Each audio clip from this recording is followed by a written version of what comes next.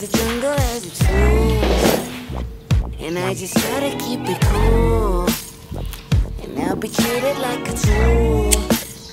So don't be acting like a fool. Look at you sobbing like a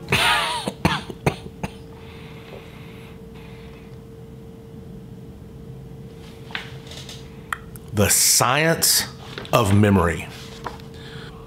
8 unexpected things that mess with your memory. Cigarettes. I think about bars. I'm 46 years old, and that's the most I've ever smoked of a cigarette. I don't plan to smoke anymore. cool. You know the jungle has its rules, and I just... So I picked up the most recent issue of the Time Magazine Special Edition. The Science of Memory is 8 unexpected things that mess with our memory. This was a really good article. The first thing that it talks about, it says a dysfunctional thyroid. So your thyroid is a butterfly shaped gland that sits on top of your windpipe. It's more related to your metabolic process. And when you think about metabolic process and the thyroid, all the chemical reactions that are going on in your body to take in your food and convert it to energy to run the cellular processes. However, when you have really high thyroid levels or low thyroid levels, that can play a role in your memory. Maybe check it out. Go get a blood test done with your doctor. Next, smoking. Smoke, smoke, smoke that cigarette. I don't smoke, and I know a lot of you might comment down below, Ron, I can't believe you smoked on a YouTube video. You shouldn't smoke. I don't smoke. This is the first cigarette I have, and I didn't even smoke it. I just took a few hits off of it. Any product that you have to put a disclaimer on the back of it, what do they have on here? Whoa! This is on, I am not kidding you. This is on the package. Oh my God. Let me read this to you. This is on the package. Oh my God. Wow. Listen to this. When you smoke, the nicotine actually changes the brain. That's why quitting is so hard. It changes your brain. Not in a good way. It will kill you.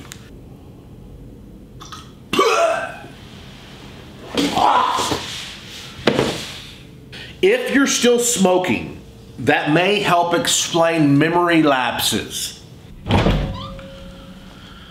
Hey, what was it I came in here to get? Smoking damages the brain by impairing its blood supply. If you can't get blood to your brain, you can't get oxygen to your brain. Oxygen is what makes your brain feel more alert and alive. Go for a run. Get that cardiovascular going. Get that blood flowing to your brain. It's gonna wake up your brain. Smoking damages the brain by impairing its blood supply. Research published in the Archives of General Psychiatry gathered from data attained from more than 7,000 people found a more rapid decline in smokers' brain function, which include vocabulary and other brain functions, than those who never smoked. Furthermore, cigarette smoking promotes the accumulation of abnormal proteins, which impair the brain's ability to process and relay information. The next unexplained bad case of memory, a high-fat diet.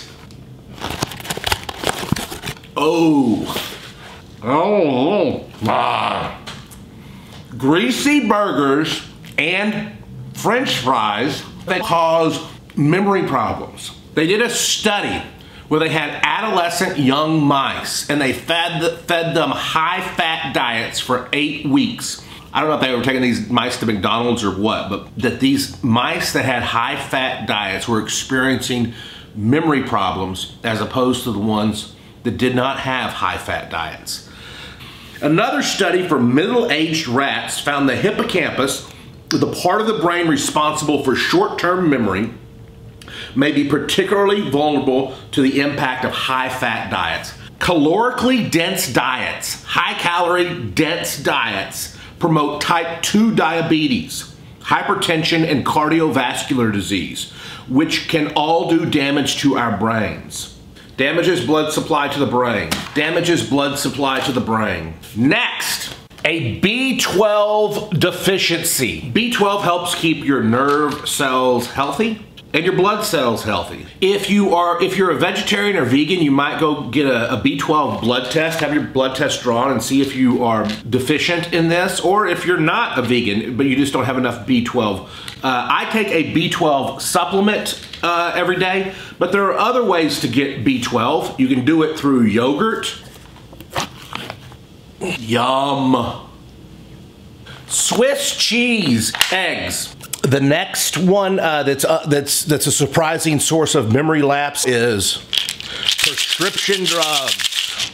These are my prescriptions. You got to take medicine sometimes, but it also can play a negative role in your memory. Common drugs that can impact your memory are anxiety disorder medications like Xanax and Valium, Ativan. Antidepressants can affect your memory. Heart medicines such as statins and beta blockers. Painkillers. An antihistamine like Benadryl can impact your memory negatively. Or sleep aids like Advil PM. Here's the deal. Don't stop taking your medicines. I take medicines, you take medicines. We all need medicines to a certain extent. Don't stop taking them, but be careful of what you're doing. Woo! Is it me or is it just hot in here? Now, I'm not trying to make light of this, but in this article it says hot flashes, which is something that women encounter. The more hot flashes a woman experiences during menopause, the worse her ability to remember names and stories. Memory improves once the hot flashes subside. We have 2 left. Next, a 2013 study found that those that were exposed to more germs had more memory problems. So I think the best thing you can do here is wash your hands, stay healthy, stay clean, and try to do all you can to stay away from germs and viruses. It's impossible to do, but there are some things you can do. Those exposed to germs and viruses have more memory problems in their life.